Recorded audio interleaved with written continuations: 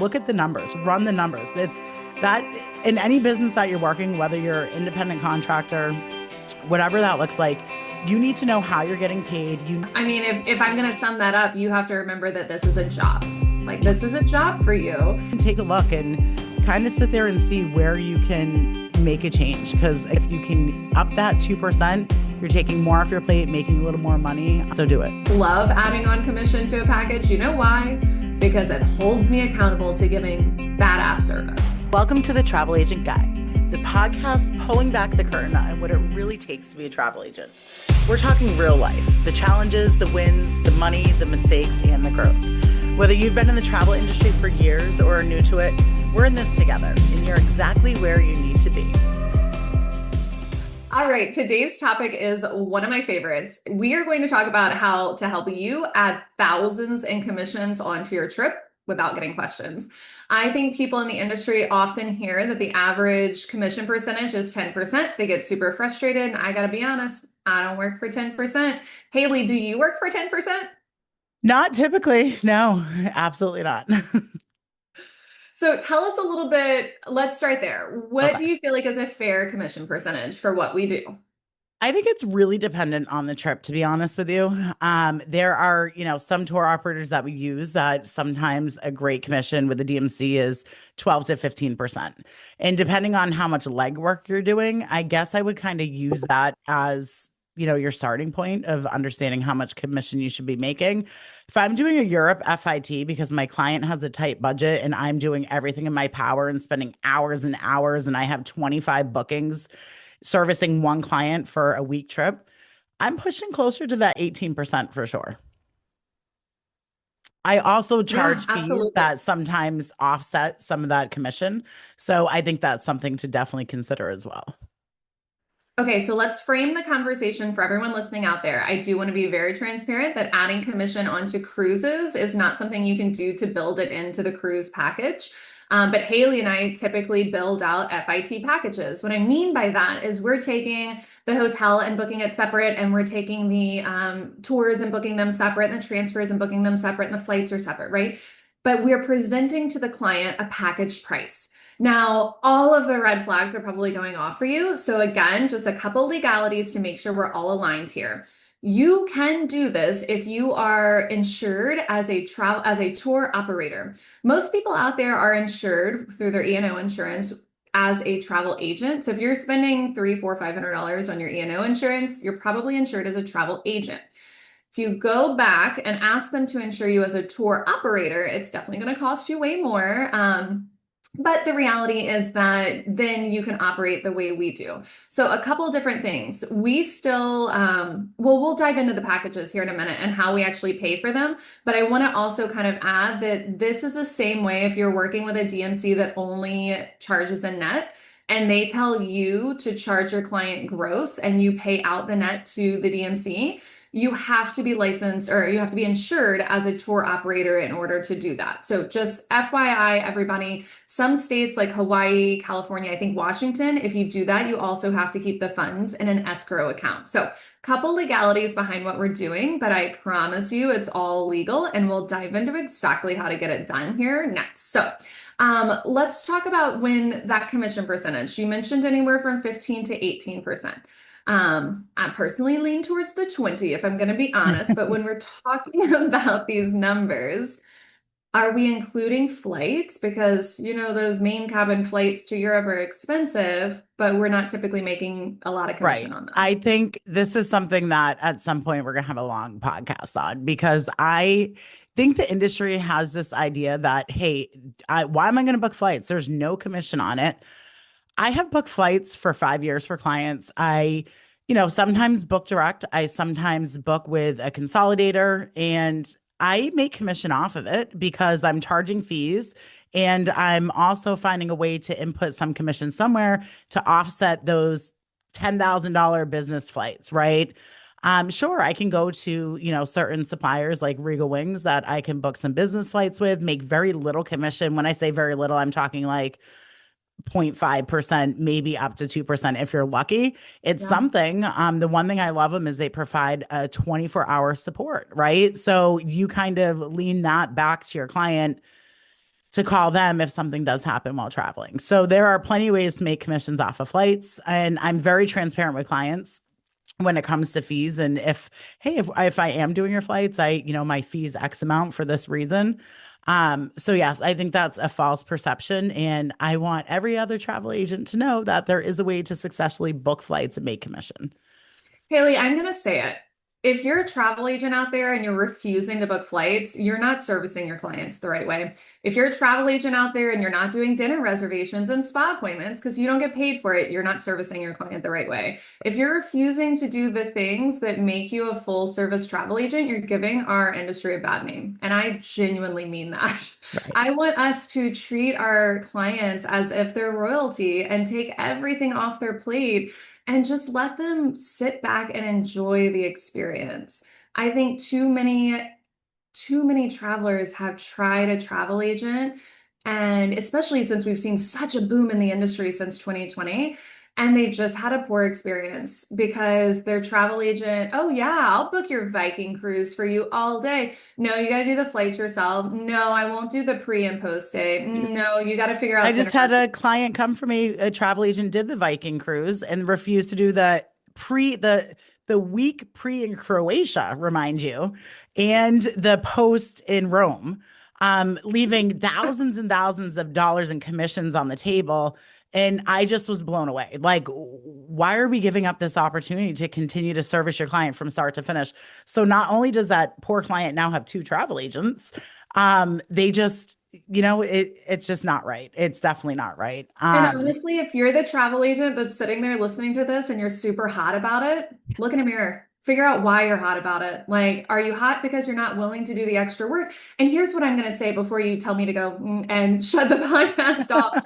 What I'm going to say is, would you be willing to do the extra work if you knew how to get commission on it? Because I think that's where people get flustered is they don't understand how to build out these packages and they don't understand how to add on commission and they don't understand how to present it to their clients so their clients don't ask a ton of questions. So, Right. Haley, let's start diving into all that. Oh, well, and let me back up just one more second. So when we're talking about the package price, so let's say my client books a $10,000 trip and that's the land portion Mhm. and the flights are $3,000. When I'm thinking about the percentage of commission I'm trying to make it on the full 13,000. So if I want 20%, I want it on the 13,000. I want to make $2,600 off of that trip. So let's dive in and see how we do this. So first, Sure. let's talk about presenting the pricing to the client before we actually get into the nitty gritty. So Haley, talk to me about your client's going to see a charge for Viator and a charge for beds online and all these different charges. How do we talk to clients about package pricing? What kind of words do you Yeah, use? great question. I mean, in my consultation, make it very clear to clients how I package, how I don't break down individual components when I present pricing to them. I have several different reasons for doing this. It's not just because I don't want them to see where the money's going. It's because I've had people walk away because they've seen how expensive one experience is. And I don't want them to know that the hot air balloon ride was $1,000 because then they're going to second guess it. They're going to sit there and say, oh, is it really worth that type of money? I want to be able to build out these packages, give my clients the experience that they want. And I present it to them as this is your package price. This is, when you do get charged final payment, you're going to see several different suppliers that create this package amount. And there's that, right? And I very rarely get kickback on it. I mean, once in a while, you'll have people who are like, hey, can you please just break this down on a high level for me? And I'll do the best I can. Like, I'm not going to go back to the client and tell them no. I'll just say, listen, we're looking at private transfers here. This is roughly between $150 to $200 per transfer. Then you look at experiences anywhere from $150 to $250. And I kind of break it down like that for them to get an understanding. Of where the overall costs are coming. Yeah, that's a great way to put it. I'll also, if I have someone that's really pushing back against it, I do explain the reality of net pricing, which DMCs will do to you as well as a travel agent. So if you're asking for an itemized breakdown from a DMC, you've probably heard this once or twice. Personally, I will not work with a DMC that won't give me an itemized pricing, but the conversation is around net pricing. So the reality is, if you're booking through Beds Online or Rate Hawk or any of those, those are net prices. Just because Rate Hog built on a commission percentage afterward, that's not how they're selling it to you. They're truly selling you the net and you have a blanket gross put on top. So I explain to clients, hey, we have specially negotiated rate with hotels and tour operators and transfers. Those net rates actually aren't available to the public. None of that's a lie. All of that is accurate. And I tell them because they're not available to the public, we're not allowed to give you a fully itemized breakdown in that way. However, if you're worried about the overall cost of the package and you're asking me what I would suggest that I would cut, but still maintain the overall integrity of the trip, I'm more than happy to make some suggestions. Let me know if that's the issue. And then I Great, leave it great on way them to to put it. come back and tell me. And you're right, Haley. I might have suggested something that was like this amazing experience and it was a little pricey. But the reality is they've trusted you with a number Mhm. and they've trusted you to give them the best overall experience with that number. So you need to believe that you're capable of doing that if you're going to kind of act in this manner. So I love that you are very confident in how you're building out the packages. And I love that you also touch on with the client, you're going to see different charges because what you want to do is you want to get in front of any type of confusion and just make sure. So, do you explain this package pricing like in the consultation? Do you wait Yeah, until I the explain it proposal? in consultation to give them a heads up because once we get to the booking process, then that's when it's all of a sudden, hey, I can you send me over the individual costs? I've already explained to you it's a package price, right? This is what the costs are for all elements in the trip. This is what you're agreeing to book. And this is kind of how I sell it. This is how I sell it to you, right? Okay, so how much detail do you go into in the consultation? Give us like your little high Yeah. level spiel So here. it's just, have you ever worked with a travel agent? That's one of my questions. And I said, let me just explain how I do this. And I walk through my process.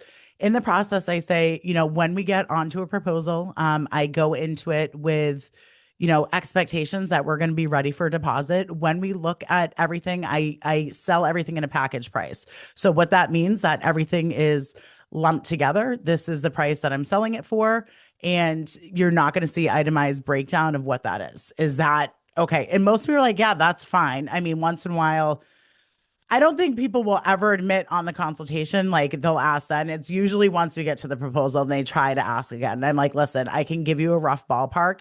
But what I need to remind to everybody on this call, advisors, whoever is listening, I could still create a package, make my commission, and sell it in a way that every tour operator in the industry can't do and every DMC can't do. And I think that's really important. I can take a trip, I can have a client come to me with a $15,000 Italy budget, and I can go put together a trip of a lifetime.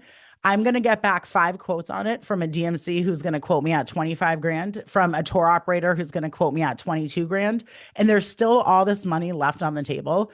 So I am basically eliminating that, taking responsibility for each individual element, making sure that it's run through our pre-departure team, it's run through our guest experience manager, and still making that money that's paid in other ways into the industry. But now it's just different, right? Does that make sense? No, that's a really good point to say. And if you Yeah. didn't understand, I want to clarify. DMCs are going to add on commission anyway. I don't think anybody is surprised that DMCs make money. That's kind of the point of running a business. So you're basically acting as the DMC by putting together the package yourself. And I have found time and time and time again that I'm able to FIT a trip, add on 20% commission, and still it's cheaper than had I gone with a DMC or a tour operator like Avanti or Europe Express or one of those. So for me, the reality is like, yeah, it's more work. I hear you. It's way more work. Yeah. I typically have 20 to 25 bookings per trip. However, I'm making way more money. So why would I not put in the extra work at the end of the day in order to do that? So, and I will say, Haley, I don't go into as much detail in the consultation. I keep it a little more high level when I explain the proposal call. I do say, and I'm going to show you the package price there. So you're going to see the total price with everything included. and then I move on. I don't necessarily talk about itemization, but when they bring it up, I get to say, well, like we talked about on the Yeah, consultation, we don't do that, exactly. right? And it's a Mhm. little bit easier. And then if they really push again, I go into that little spiel about net pricing, not being available to the public, my specially negotiated rates and stuff like that.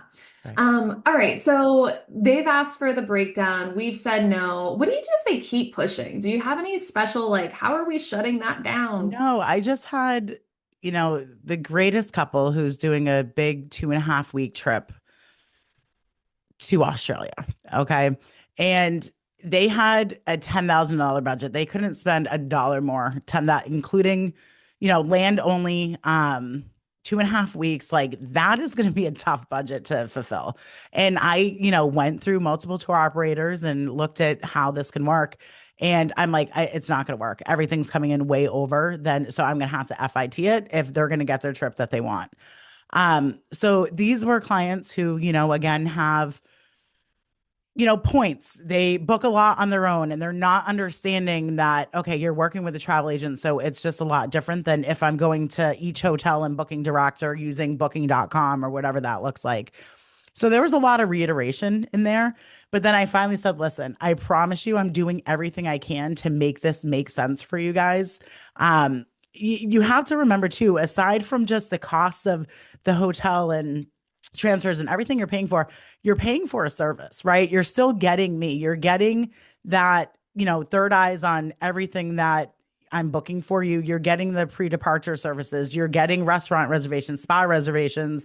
We're having multiple conversations. So that to me is very justifiable when it comes down to costs and what that looks like. But I You think know the what I'm prop, hearing? I'm yeah. hearing is you're really good at setting your boundary and saying, nope, this is what it is. Like, this is I what you you're have getting. to, right? And that's what I came back to. And I said, listen, guys, I totally understand where you're at, but this is what you have to understand. And I'll go in, write out a nice email, and again, revert back to listen, private transfers are coming in here.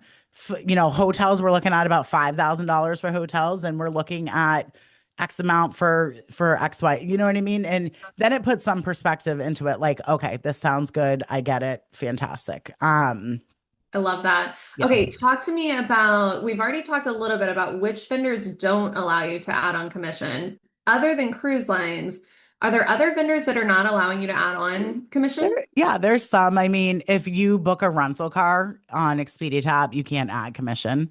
If you're booking a tour on Viator, you can't add on commission. Those are all set at a 7.5% commission, maybe 8 to 10, depending on your host agency. Um, so yeah, that things like that, you can never get above that commission percentage. And You're oh, go ahead, go No, ahead. I was just going to say other elements too. Like you have clients going into like Rome and they want to do private, go see museums. Those are going to be entry tickets that you have to set your calendar for to get at that 30-day mark so they don't sell out. My client wants to go to Anne Frank Museum. Guess what? I need to make sure I'm on the computer, my calendar set that day. It's a book direct ticket. I get no commission for that. How am I getting paid for setting up 2 hours of my time fighting an online system to try to get my client's ticket? It's a lot of work. And people don't understand that those are the small headaches that, when you sell yourself and what you do as a business, these are the things that we give back to our clients, right? Nobody wants to go do that, but I do, but I need to get paid for my time doing it. Absolutely. That was the exact point I was going Yeah, to make. I often find myself finding these little tiny experiences that just aren't available through Viator or these other, big right, booking platforms that do offer commission. And you know what's nice about knowing that I'm going to add on commission is I'm not going to stress about booking the thing that's non-commissionable because I know I'm going to right. go into one of my vendors where I can add it on and I'm going to add on the amount that I'm trying to get at the end of the day. I just booked the most beautiful agriturismo in Italy, and it's this great farm stay. And I'm telling you, this couple is going to lose it, but they wouldn't pay me commission on it. And I was like, Yeah. who cares? Like, I'm not going to impact the experience my client has because this vendor chose not to work with travel agents. Instead, what I'm going to do is respect myself, make sure I still get paid, and I'll add on commission to their hotel in Rome or something else. So it is just interesting to just get the handcuffs off you a little bit. You don't have to worry so much about is it commissionable or is it not when you know you're going to build out a package and present that to them at the end of the day. Um, Okay, and I will also say I wanted to note some vendors will take a percentage of your added commission. Mhm. The one that's coming to mind for me is Beds Online. If you add an admin fee, they're going to take 10% of that off the top, and line their pockets. I mean, in reality, they're going to run the credit card, which is going to cost 3.5% anyway, but the rest of it's profit for them. So, are there any others that are really coming to mind that, yep, these I always take think I 10%? think most tour operators do, to be honest. I want to say, even Europe Express does. I'm pretty sure. Don't quote me on that, but I think they do as well. ALG Vacations, Delta Vacations, anything like that, they take about 10% back from what you're adding on. Um, a tour operator that doesn't is Rate Hawk, right? So you can go to Rate Hawk, they take nothing back. So check everything when you're doing. If you're quoting something out for a client, make sure you're checking all the different elements, see where you can get the best rate, see where you can still save your client money and make some money from it. It's just really strategy that goes into it, patience, learning the industry the right way. So it all kind of aligns and makes sense. I love it. Haley, I'm going to throw you under the bus just this much. But if you Oh guys want to no. learn more about this, you can reach out to Haley at savatravel.com. Very easy. We basically use a spreadsheet for all of these trips and it's templated. So she could essentially just share it over to you, but you put in the commission amount, you put in the total budget, it shows you what you have to spend, and you're able to just kind of work through the trip from there. So something that I think has been really useful for me is just using a Yeah. spreadsheet. As I get different things I want to plug in. I plug in the pricing and I can kind of overall see where I'm at. So basically, what we do is we pay ourselves first. Then you build out the trip around what's left over and make sure that you have all the right experiences kind of plugged in. And then you end with the hotel. So the hotel's kind of the last thing, and you're making sure that all the pieces fit together. So anyways, that's my strategy. But you brought up the word strategy, and I was like, that's Yeah. exactly what it is at the end of the day, is making sure you have the right approach to putting the package together. I think most people look at hotels first, then they throw in the tours, and then whatever commission they got, they got. And that's a little frustrating. So really, at the end of the day, just make sure that you understand you need to know your vendors because some have limits, like Beds Online. You can only add 999,099 cents. Guess how I know? Rate Hawk, you can add on whatever you want. Beds Online is going to take 10%. Some of them don't, some of them do. So just kind of think through which vendors you're using and what's going to make the most sense for you. All right, last couple of questions here, but have you had any scenarios where you were just like unable to add on commission for any reason? Oh Like, yeah, all the time. I mean, there's occasionally clients who have budget restrictions. Like I just actually, this is very recent. One of my great clients who's has spent a lot of money with me at this point. They're on their fourth trip. They're like, Haley, listen, we want to go here. We want to go to Ireland. I really have a really strict budget. I cannot go past this. I'm like, okay, let's look at it. She's going to pay my fee. She's a great loyal client. She's going to pay my fee.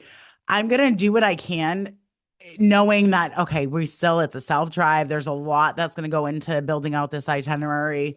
What does this look like? On some occasions, you're going to only get that 12%, right? It's just, there's not much else you can do to move past that. But I will never take a commission less than 10%. I mean, at that point, if the commission is truly sitting at a 10 to 12, for me, that's still very little. Um, because I need to pay myself at the end of the day, right? After all the other expenses that go into this and, any type of split that you have to take all this into consideration. well, and talk to me a little bit about the mindset around this because Mhm. I know when I pitch this to advisors in the beginning, I often get a lot of pushback around like, basically that's immoral. You're taking money from people. And my conversation around it is, well, You're again, not my taking money from anyone. And this is what I need everybody to hear. What is the difference between me putting together all these elements of a trip, going to my preferred suppliers, the relationships that I've made with certain drivers in certain cities that are taking care of my clients as if it is a DMC experience, selling me a net rate. I add that in onto Rate Hawk or whatever that looks like to still make up for that commission. I'm still coming in at their budget, under their budget, less than any other tour operator is going to present to me at the end of the day. And that is what people are not getting. why, okay, the tour operator wants to make 10%. I make 10%, but why can't I cut them out and make 15, right? And there's nothing wrong with that in the industry. And again, I think it comes down to people not truly understanding how this all works. Look at the numbers, run the numbers. It's that in any business that you're working, whether you're independent contractor, whatever that looks like, you need to know how you're getting paid. You need to know where to make the money and how to make the money. We're all working to make money. So spend the time understanding the commission, spend the time understanding where it all comes from. So you can figure out a way that it makes sense for your client's happy, they're still saving, they're getting all the value and then some out of you. And then you still make a good earnable living wage, right? Yeah, I mean, if I'm going to sum that up, you have to remember that this is a job. Like Yeah. this is a job for you, Yeah. and you should be paid appropriately. Mhm. And your time is valuable. Your time shouldn't be given away for free.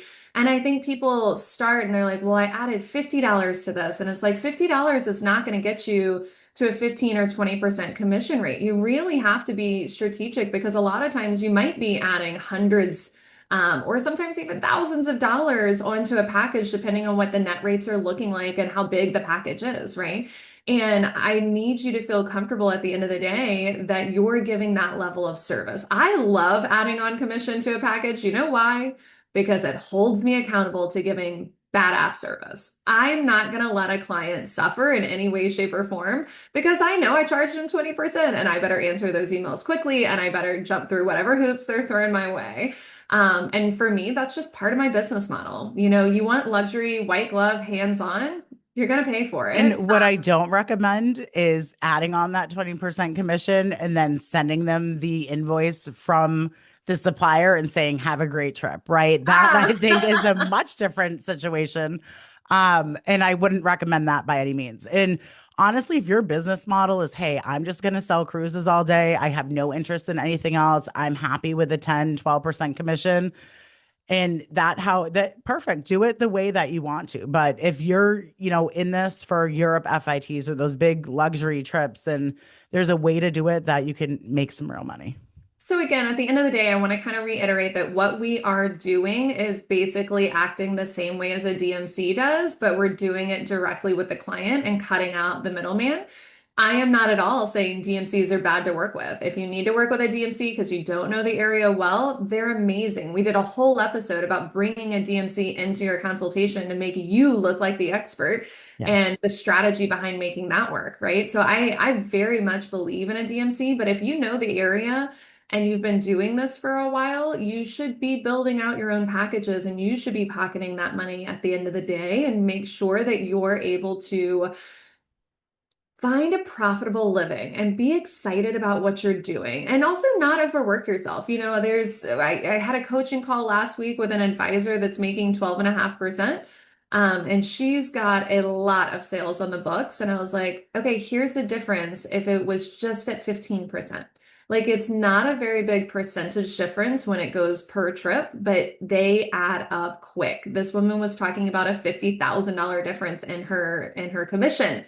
And I was just like, you've got to focus more on building the right packages and supporting yourself so you can do this full time without feeling like you're getting burnt out Definitely. or crunched or having to take on a bunch of trips you don't want to. Like, this is the way that you stay away from that.